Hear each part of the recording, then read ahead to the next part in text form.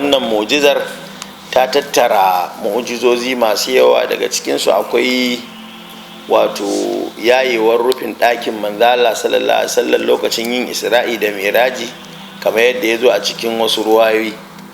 Sannan yanke tafiyar an yanke ta, tafiyar da za a yi a cikin dubunnan shekaru an yi ta a cikin karanci daga sa'a ɗaya da yankin dare.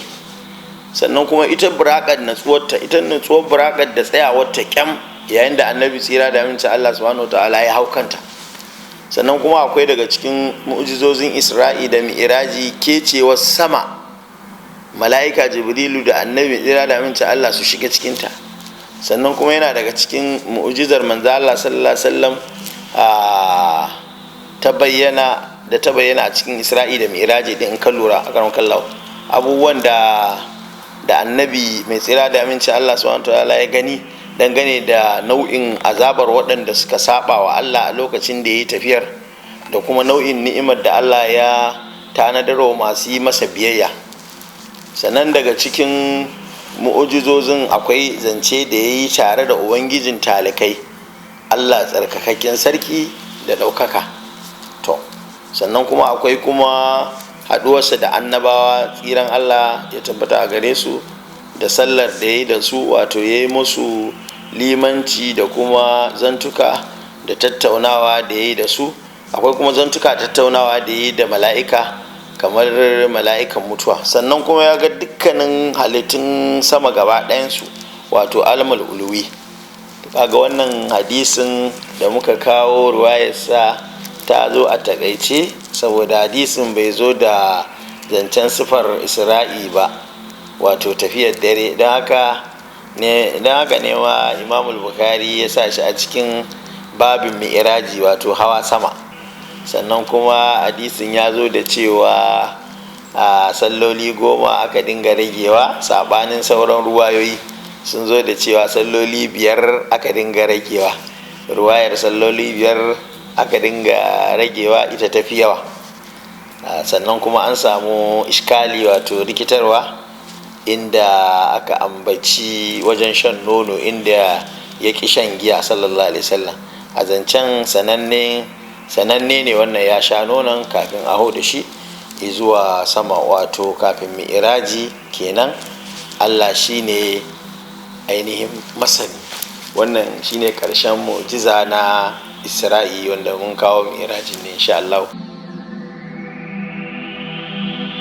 Wannan karan za mu kawo muku mu'jizan kawo baitul muqaddas ne gaban manzo Allah sallallahu alaihi wasallam yana makka, don ba wa ƙureshawa amsar tambayoyinsu da suka yi masa sallallahu alaihi wasallam.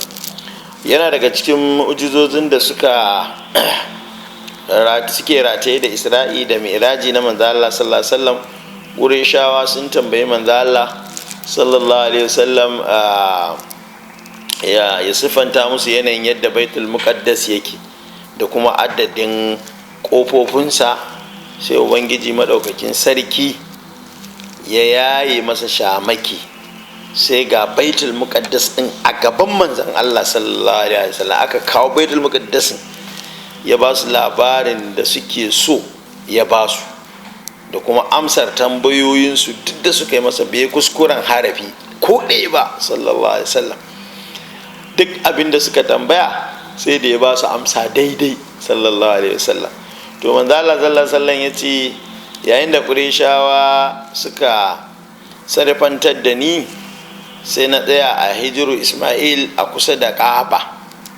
Allah madaukakin sarki ya yi shamakin da yake tsakanina da baitul muqaddasi, na fara bawa ainihin su Qurayshawa a labarin yanayinsa da alamominsa.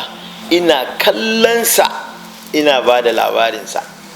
Manzo Allah sallallahu alaihi wasallam yana kallon baitul maqdis din, yake ba su labari ga irin yanda yake, ga girmansa, ga tsawonsa, ga kofofinsa, ga duwatsun da aka yi, duk dai manzo Allah sallallahu alaihi wasallam yana ba su labari.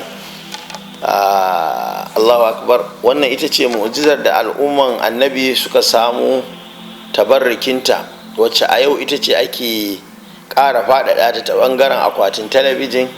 Yanzu kana zaune a ɗakinka akan kujera, sai ka buɗe akwatin talabijin ɗinka ko ka buɗe wayanka ka buɗe facebook ko whatsapp, an gane ai, ka ga duniyar da kake son gani daidai ne a lokacin da ake haskawa, a lokacin za ka gani.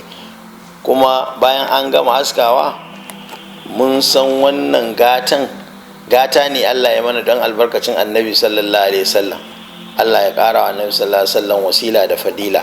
Lalle dole mu ƙara imani akan cewa annabi Muhammadu sallallahu alaihi wasallam manzo Allah ne, wanda kuma bai imani ba to ya gaggauta yin imani, domin ga gaskiya na bayyana kullum ƙarara, bayyana take yi ƙarara kamar hasken rana. Domin ita mu'jiza tana matsayin faɗin Allah maɗaukakin sarki cewa bawana ya yi gaskiya, don haka ku bi shi kuma sa biyayya.